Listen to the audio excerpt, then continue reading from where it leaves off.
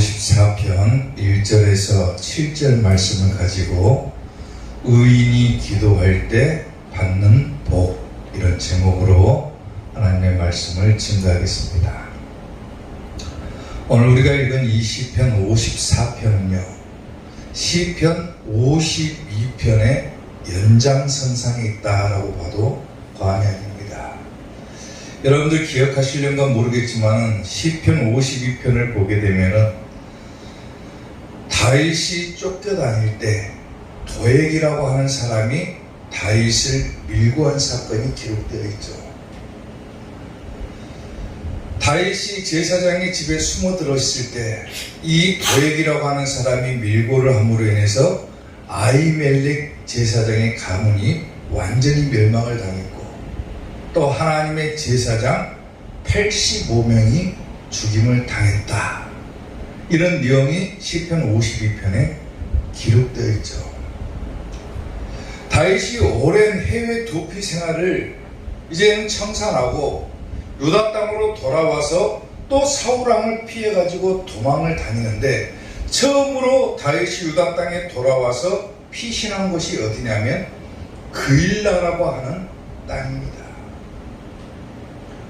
이 그일라에 사는 사람들은 전에 다윗이 블레셋 사람들을 물리쳐가지고 평안하게 해주었던 그 마을이죠. 근데 다윗이 그곳에 숨어들었는데 그 사람들은 다윗이 자기들에게 베풀어진 은혜를 저버리고 사울왕에게 다윗이 여기 있다 또 밀고를 해버립니다. 어쩔 수 없이 다윗이 또 도망을 가죠. 또 도망을 가는 신세가 되는데, 이번에는 어디로 도망을 가냐면 자기 족속, 자기와 같은 지파였던 사람들에게로 다시 또 한 번 피신을 하게 되는데, 그곳 이름이 어디냐면 십이라고 하는 집안입니다. 근데 놀랍게도 자기 족속, 즉 자기 지파 사람들이니까 그만큼 다윗이 믿었으니까 그곳으로 피신했을 거 아닙니까? 그런데 그곳 사람들조차도 다윗을 3번이나 밀고를 해버립니다. 나중에 사울왕에게 발각돼가지고 다윗을 숨겨주었다, 이 사실이 발각되어버리면 자기들에게 어떤 해가 될까 두려워가지고 자기 지파였던 이 다윗왕을, 다윗을, 당신은 왕이 아니었습니다, 다윗을 3번씩이나 밀고를 해버려요. 다윗의 마음이 어땠을까? 안 그래도 도망 다니느라고 피곤하고 지치고 서럽고 너무나도 고통 가운데 있는데, 믿었던 사람들에게 배신당하고 믿었던 사람들이 자기를 밀고 하고 그런 상황 가운데 또 도망 다녀야 되는 그 신세가 되었을 때 다윗의 마음이 어땠을까요? 얼마나 그 심정이 비참했겠느냐 그거예요. 그리고 더 이상은 어디로 다윗이 도망을 갈 수가 있겠습니까? 이리 가도 저 사람이 밀고를 하고 저리 가도 저 사람이 밀고를 하고, 아무리 피하려고 해도 사울왕의 손아귀를 피할 방법이 없는데 다윗이 할 수 있는 것이 도대체 무엇이 있을까?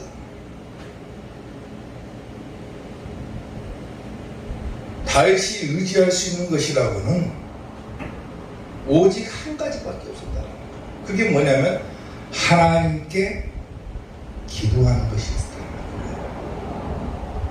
거예요. 아멘. 아무것도 할 수 없을 때, 너무나도 죽음의 위기가 다가오고 고통 가운데 있을 때 할 수 있는 것이라고는 다윗은 하나님께 기도하는 방법밖에 없었다는 겁니다. 아멘. 오늘 우리가 이 시편 54편을 보면서 다윗을 흔히 의인이라고 지칭을 하고 있는데, 이 다윗이 기도할 때 받았던 복이 뭐냐? 의인이 기도할 때 도대체 어떤 복을 받게 되는가? 이런 부분들에 대해서 살펴보고자 합니다. 자, 의인이 기도할 때 받는 복, 첫째, 원수를 멸해 주신다 그랬어요.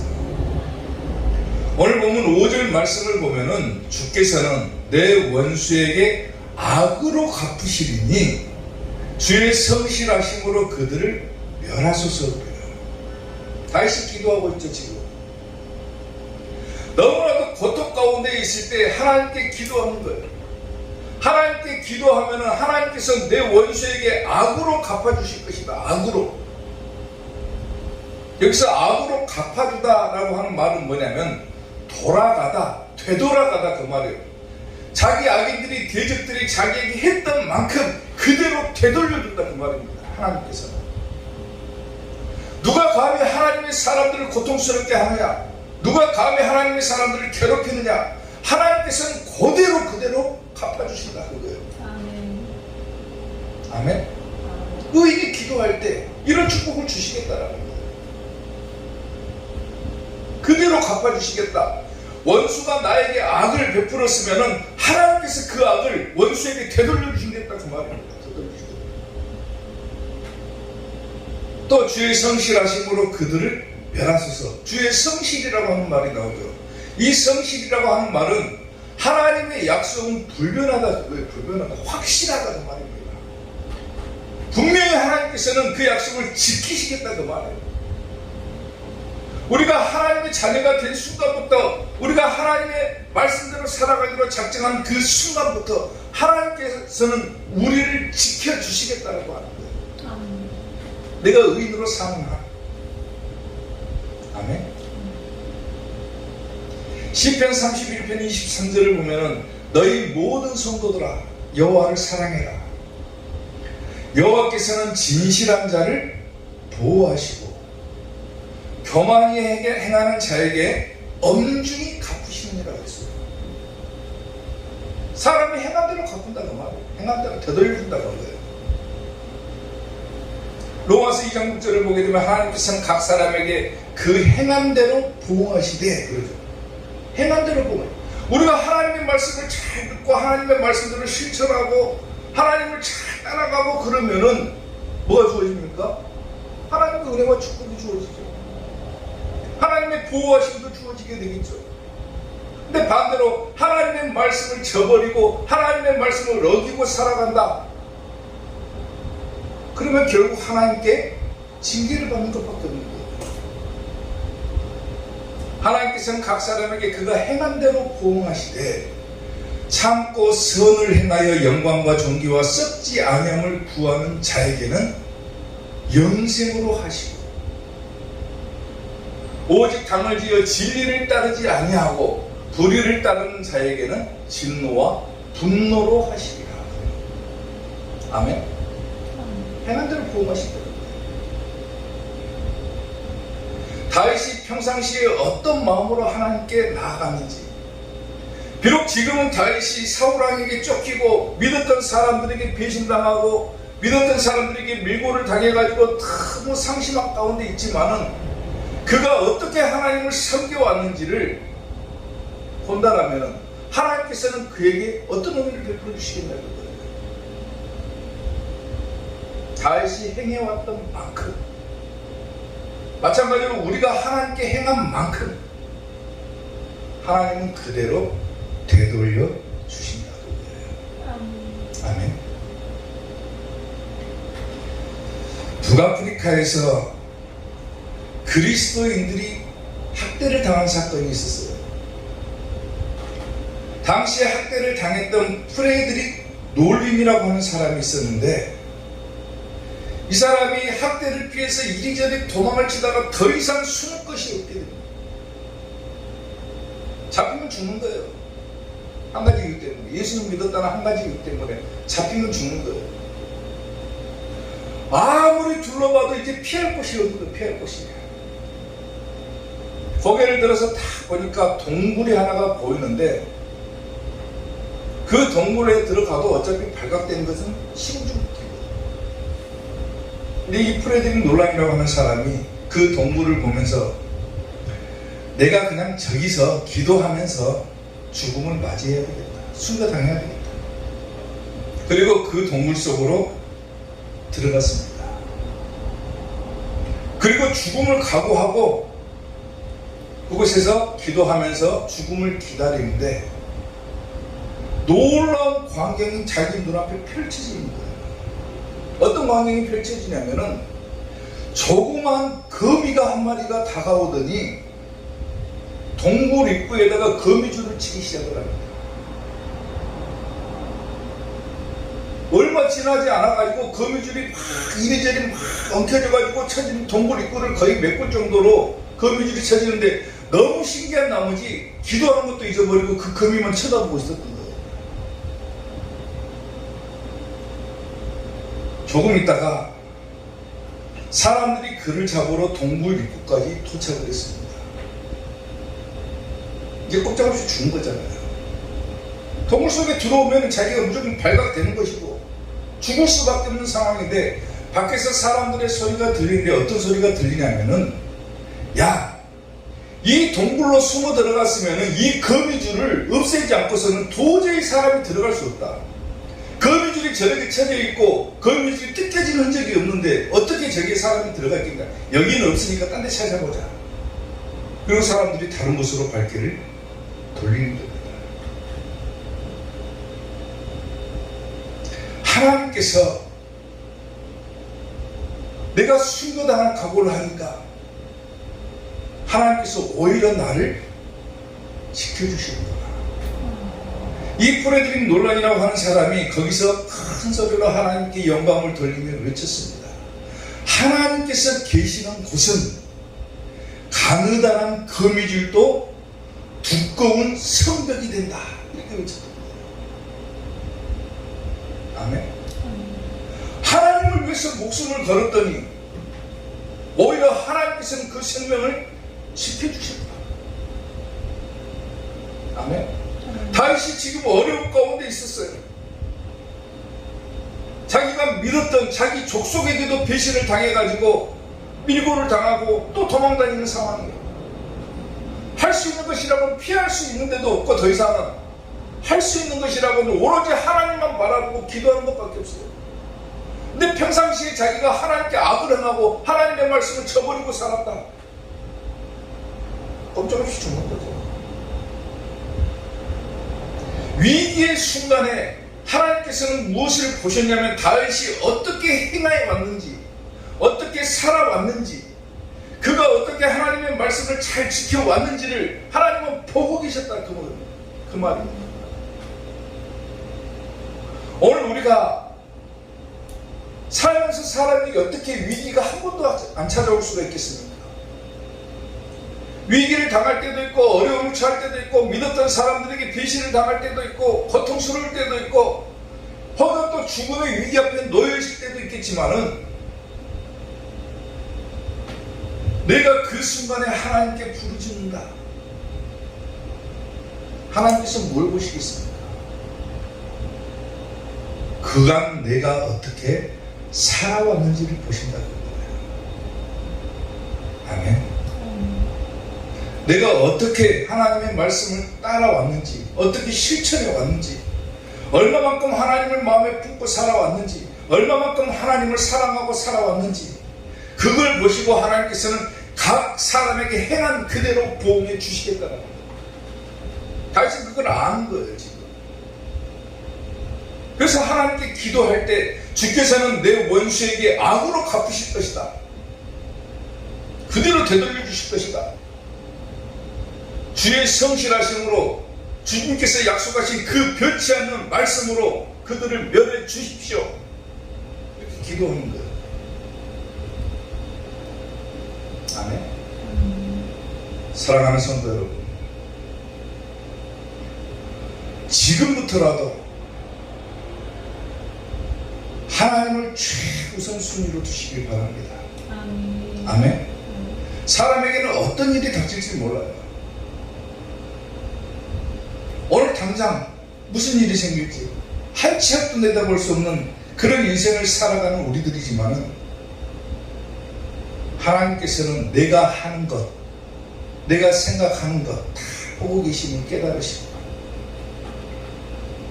당당하게 어려움을 당할 때 하나님 나 좀 도와주십시오 이렇게 외칠 수 있어야죠. 그간 해온 것이 없는데 어떻게 당당하게 하나님께 도움을 요청할 수가 있겠습니까?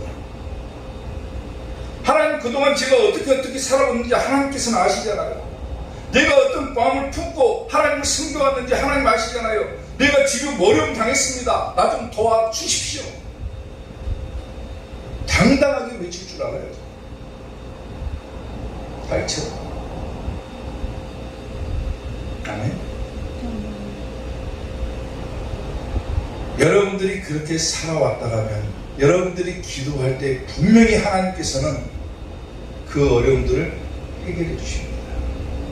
여러분들을 괴롭혀왔던 모든 것들을 다 제거해 주신다는 거예요. 아멘. 의인이 되시고 어려움 당할 때 하나님께 기도하는 우리 이삭교회 성도들 되시기를 주님의 이름으로 축원합니다.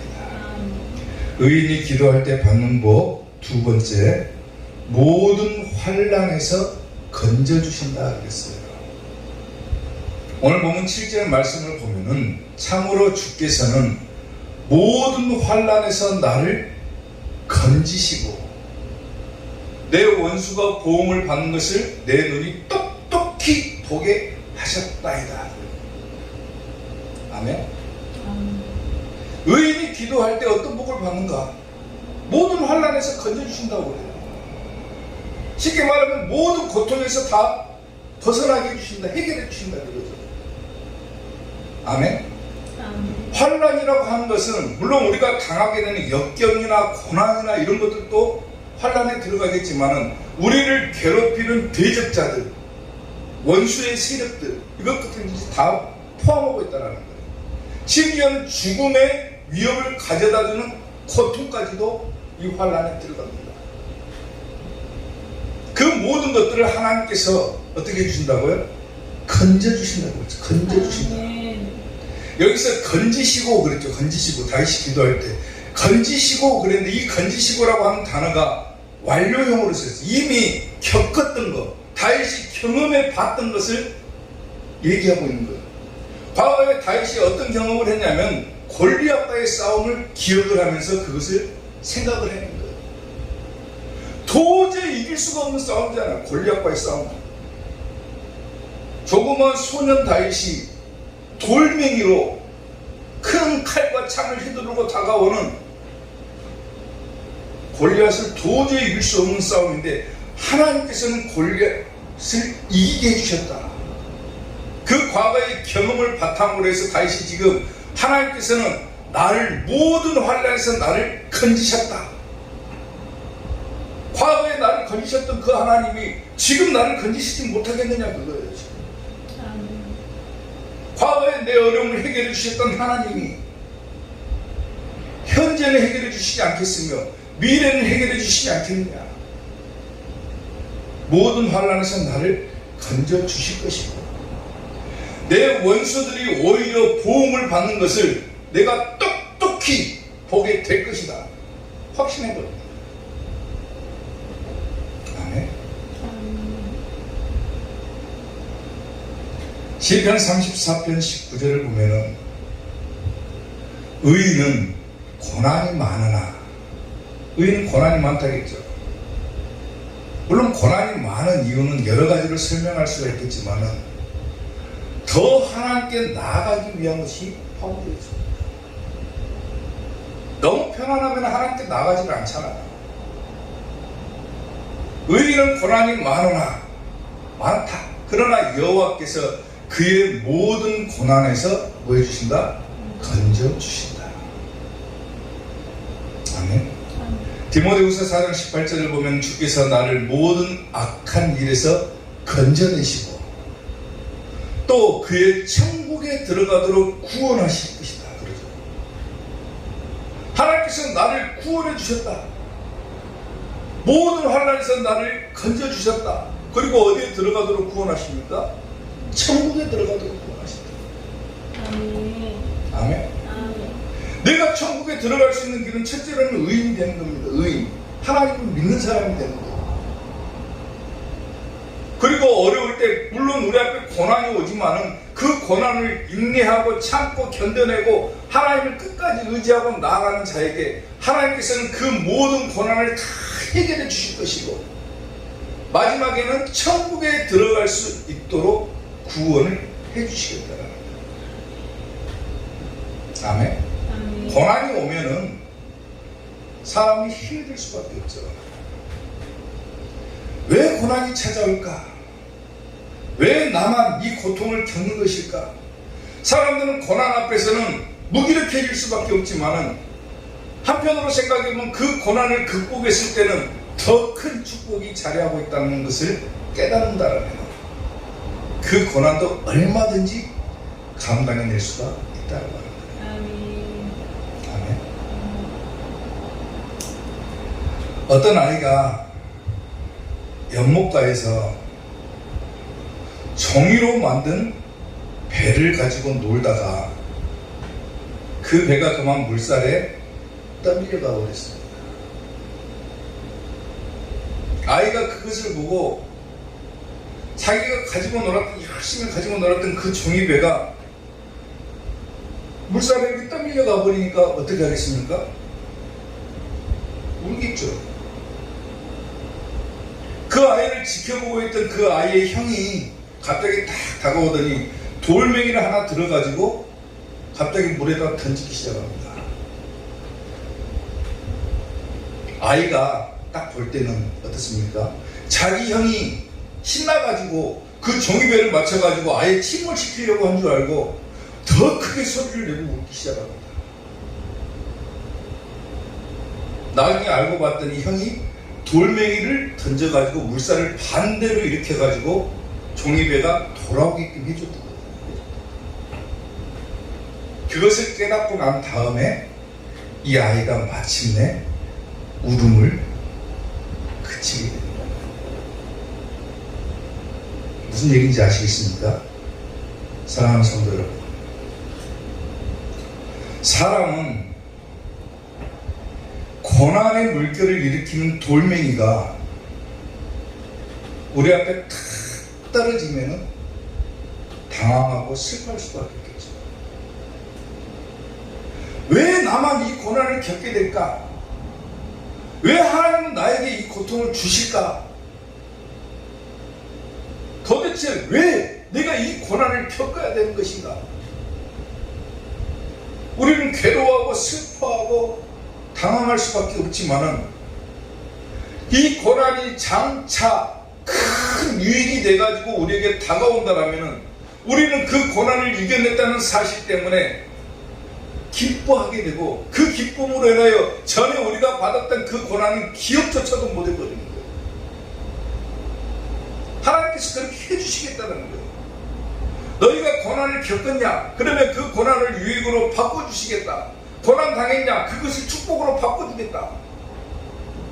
그 조건이 뭡니까? 어떻게 내가 살아왔냐? 살아왔냐? 내가 어떻게 하나님의 말씀을 실천하고 살아왔느냐? 의인의 삶을 살아왔느냐? 아니면 악인의 삶을 살아왔느냐에 따라서 그 결과가 완전히 달라지게 된다.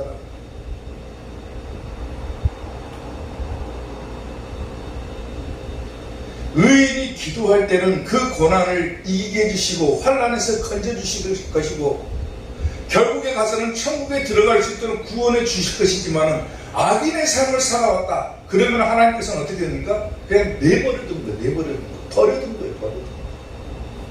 성경 곳곳에 그런 말씀이 나오잖아요. 버려둔다 그래요. 버려둔다. 아무리 악인이 고통 가운데 기도한다 할지라도 하나님께서 그 고통을 긍휼히 여기지 않는 거예요. 그냥 버려버린다 그래요. 버려버린다. 그러나 내가 의인의 삶을 살아왔다. 그리고 삶을 살아가면서 고난을 당했다. 그 순간 하나님을 의지하고 하나님께 기도한다.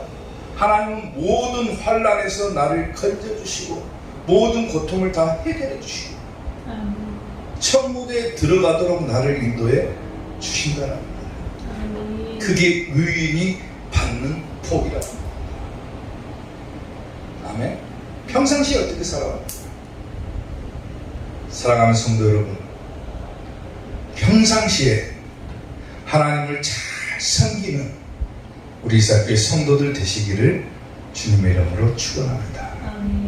의인이 기도할 때 받는 복, 마지막 세 번째, 생명을 붙들어 주신다 그랬어요.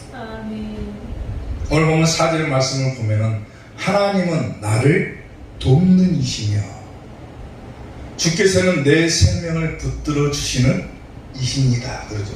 생명을 붙들어 주신다. 의인이 기도할 때 생명을 붙들어 주신다. 물론 1차원적으로 오늘 성경 본문 말씀으로 보게 되면 다윗의 생명을 구해 주신다 그 말이겠죠. 근데 더 넓은 의미로 보게 되면 생명을 붙들어 주신다 그 말은 뭡니까? 모든 환난 고통을 다 이기게 해주시고 나를 천국 가게 해주시겠다 그거예요. 영원한 생명을 주시겠다 그 말입니다. 다윗이 지금 하나님 앞에 기도를 하죠. 하나님 나를 환난에서 건져주십시오. 사람들이 나를 밀고 하고 너무 힘들고 쫓겨다니는 상황입니다. 죽음의 위기가 다가왔습니다. 할 수 있는 것이라고 하나님께 기도하는 것밖에 없습니다. 하나님 내 원수를 멸해주시고 나를 환난에서 건져주십시오. 하나님은 어떤 분이십니까? 하나님은 나를 돕는 이십니다. 그러죠. 돕는 이십니다. 여기서 돕는다라고 하는 말은 뭐냐면은 도와준다라는 말이 아니라 둘러싸다, 방어하다, 구원하다 이런 의미인 거예요. 원문 뜻이 그래요. 하나님은 나를 도와주신다. 물론 쉽게 생각하면 그런 의미로 표현되겠지만은 하나님은 나를 돕는 이시다 그 말은 뭐냐면 방어한다, 둘러싼다 그 말이에요. 보호해 주신다 그거예요. 보호해 주신다. 나를 지켜주신다 그거죠. 지금 다윗이 가장 어려운 게 뭡니까?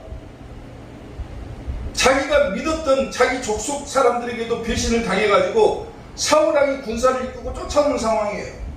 잡히면 꼼짝없이 죽는 겁니다. 생명이 위기 앞에서 다윗이 의지할 수 있는 것이라고는 하나님밖에 없죠.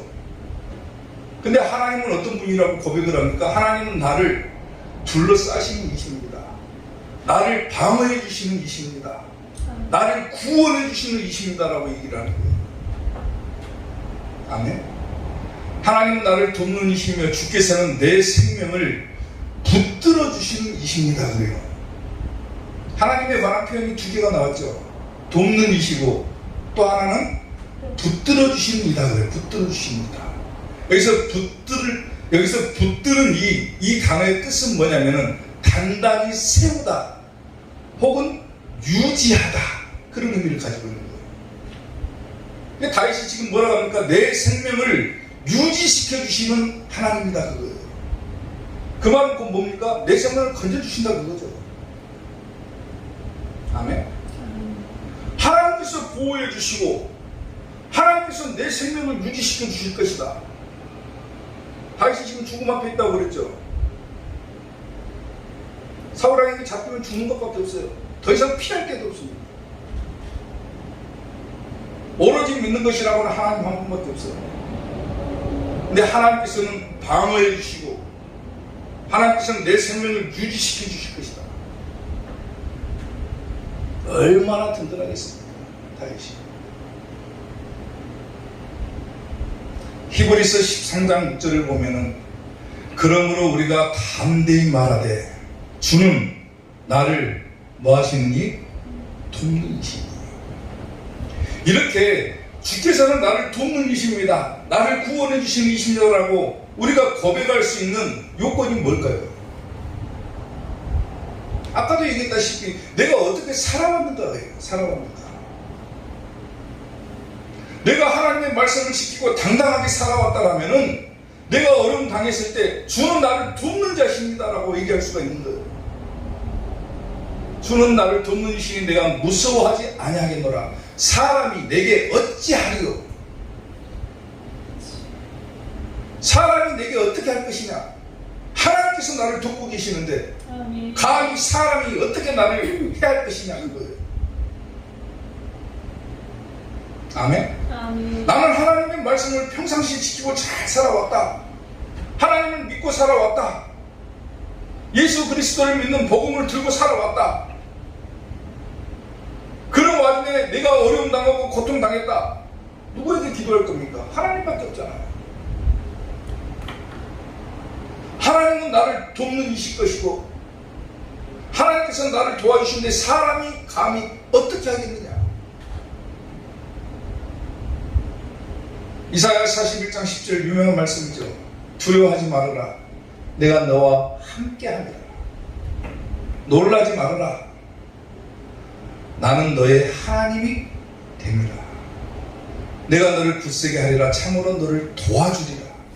참으로 나의 의로운 오른손으로 너를 붙들어 주겠다고. 붙들어 주겠다. 아무도 너를 해하지 못하도록, 누가 네 생명을 가져가지 못하도록 내가 너를 의로운 오른손으로, 오른팔로, 오른손은 권능을 말하는 거예요. 하나님의 권능으로 너를 지켜주겠다는 거예요.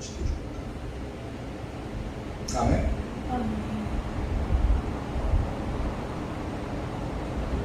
사랑하는 성도 여러분, 다윗이 사울왕에게 쫓기고 있는 상황이죠. 아무리 피하려고 해도 도저히 피할 수가 없습니다.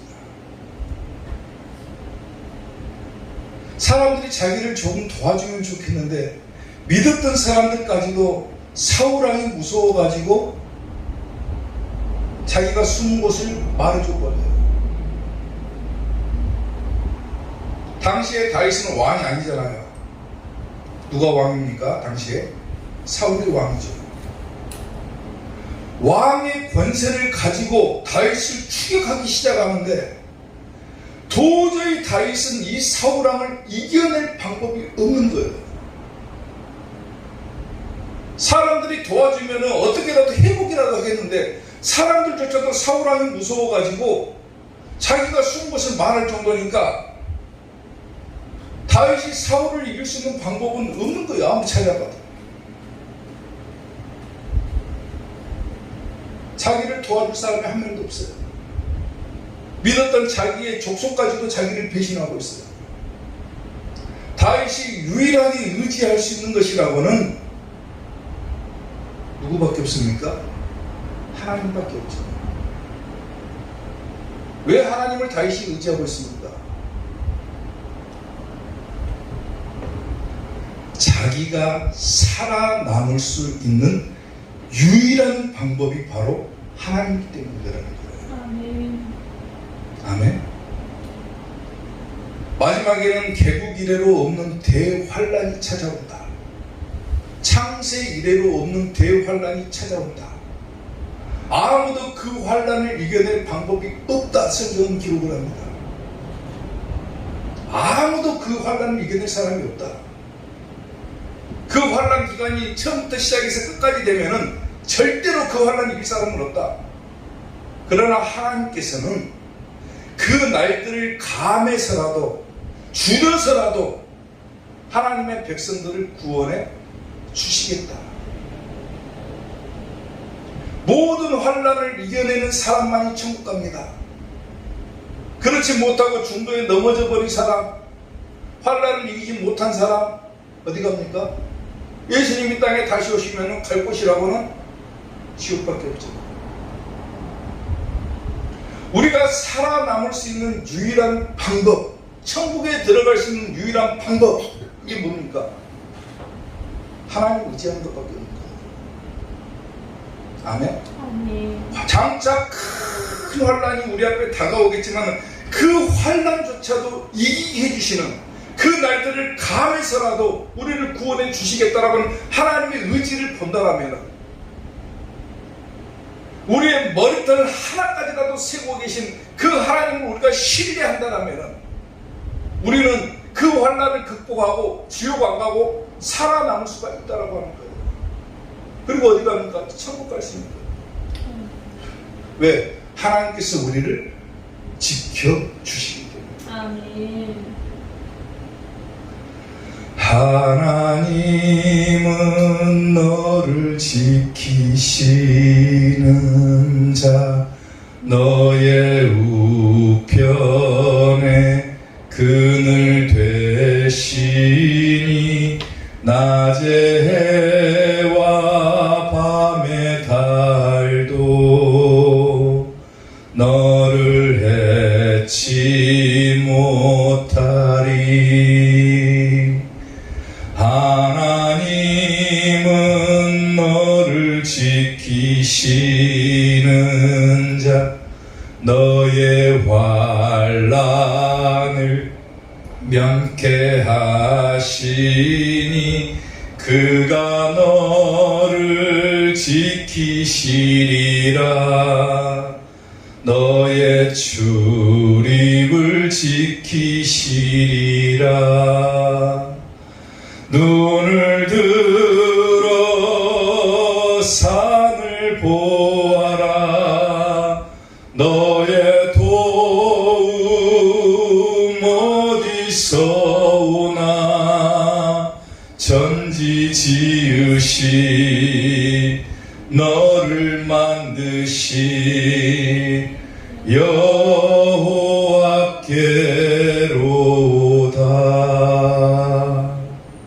아멘. 사람이 인생을 살아가면은 앞으로 나아갈 수도 없고 뒤로 물러설 수도 없고 사방을 둘러보아도 아무도 자기를 도와줄 수 없는, 그야말로 사방이 꽉 막혀있는 그런 상황을 만날 때가 있습니다. 그럴 때 우리는 오직 한 곳을 보는 거예요. 어디를 봅니까? 위를 보는 겁니다. 아멘. 사방이 꽉 막혀, 앞이고 뒤고 옆이고 사방이 꽉 막혀 있을 때, 어떻게 해볼 도리가 없을 때 우리는 위에 계신 하나님, 그분을 바라보는 거예요. 그분이 우리를 도와주시고 우리를 붙들어 주신다는 겁니다. 사랑하는 이삭교회 성도 여러분, 아무리 큰 환난이 찾아온다 할지라도 끝까지 하나님을 신뢰하고 나아가시고, 행여 그 어려움이 여러분 앞에 다가온다라면 오늘 다윗처럼 기도함으로 그 모든 고통에서 해결받고 천국 가는 우리 이삭교회 성도들 되시기를 주님의 이름으로 축원합니다. 기도하겠습니다.